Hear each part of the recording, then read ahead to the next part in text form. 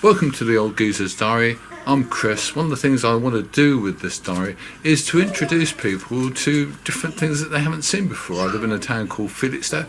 We're very lucky insofar as we have our own kind of local charity called Basic Life Charity, which deals really heavily with our local needs. I think that's a great thing.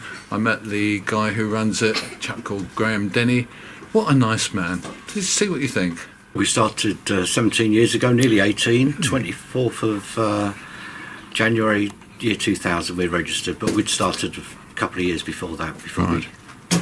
And now it's not just a little local charity, it's a major empire. You've got 2 shops and people don't know that you've got this huge warehouse full of stuff. Well, yeah, we try to keep this quiet because otherwise we'd have loads of black bags outside the door, I'm sure, every morning.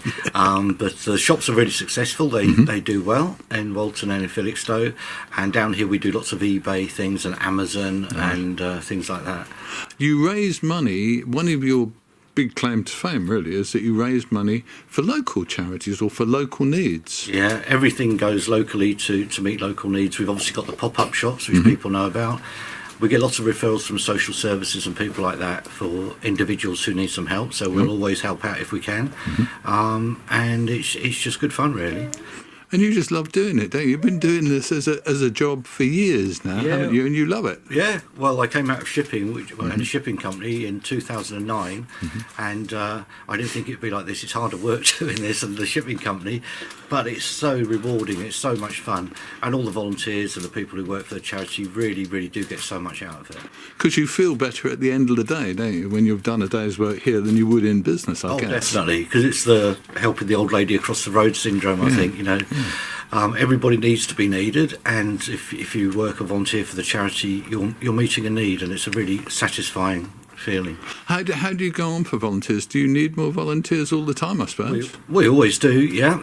If people feel they'd like to volunteer for us, they can come along, and if they match what we want and we match what they want, then there's lots of different varied tasks to do. And they're the lifeblood of any charity, the volunteers, and they do a brilliant job. But they also get something out of it. So. Yeah, they get the enjoyment of doing it as well, and the rewards, really. People, all that sort of thing, yeah. Coming up now for Christmas, is this one of your big times of the year or what? Well, we started this thing about 10 years ago of giving sacks of goodies to local people who might be lonely or vulnerable or whatever over Christmas. Social services give us a list of people, and it's grown over the years, so now we've got about 100 sacks we give out to people. What's that, food and stuff or prezzies? Or? Food and presents. Right. And a couple of years ago we started the shoebox thing, where people would put things in a shoebox for children and put for a girl age whatever or boy on the outside, so we knew who they were for, age appropriate. And last year we introduced older people, adult people, so you could put older man or older lady on the box, because there are lonely people. One man, our shoebox was the only Christmas present he got last year. So it does make a difference, and it's something that's catching on, I think. So I've always looked at you and said, there's a man who's working for our locality, and what's the next step? What's going to happen next then? Where are you going next with this one, Don't Graham? know. Don't know? I feel like a stranger watching the thing from the outside sometimes. Right. I'm sure something will come up, and when it does, it's like an irresistible force. You just have to go with it, really. Okay. So, the final message, if you've got anything that you can make use of, bring it in, isn't it, really? Bring it into the shops. Used coins and old coins, we're looking at those at the moment because they're making us some good money. So, but anything really that anybody's got. And you are the best source of books in Felixstowe, in my humble opinion. Oh, thank you very much, yeah.